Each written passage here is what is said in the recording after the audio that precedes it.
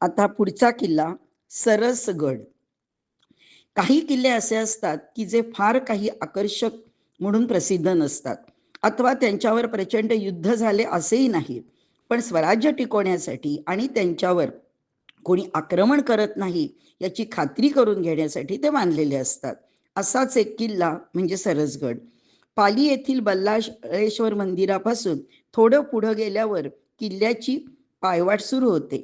एक छोटा नकाशा आणि माहिती सांगणारा फलक पण आहे. छोट्या घरांच्या बाजूने रस्ता वर जातो आणि लगेचच एक पठार लागते.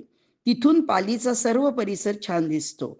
आणखी पुढे गेलो की दगडात कोरलेल्या पायऱ्या दिसतात.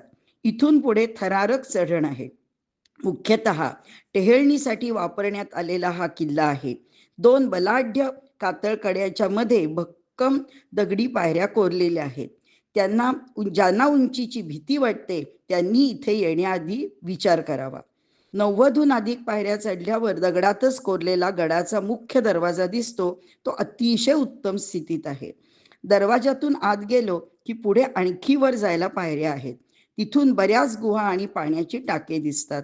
मावळ्यांना आणि पहारेकऱ्यांना राहायला अशी सोय केली असावी. किल्ल्याला पूर्ण वळसा घातला की मागची बाजू दिसते.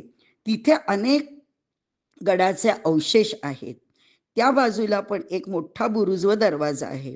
पहारेकरांना भेटण्यासाठी आणि पंत सचिव आले की त्यांच्याबरोबर वार्तालाप करण्यासाठी एक मोठा चौथरा दिसतो.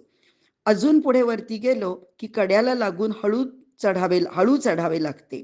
एकदम टोकाला केदारेश्वर शिवमंदिर आहे आणि त्याच्या बाजूला सुंदर तलाव पण आहे. मी गेलो तेव्हा त्यात गुलाबी कमळे दिसली. देवळात बाजूला भिंतीला लागूनच मंदिराचे किंवा इतर दगडात कोरलेले अवशेष दिसले. हा किल्ला स्वराज्य बळकट करण्यासाठी उपयुक्त आहे हे लक्षात येताच महाराजांनी तो पहिले जिंकला. महाराजांची दूरदृष्टी या किल्ल्यावरून दिसणाऱ्या सुधागड, घनगड आणि कर्नाळा यांच्यातूनच समजून येते.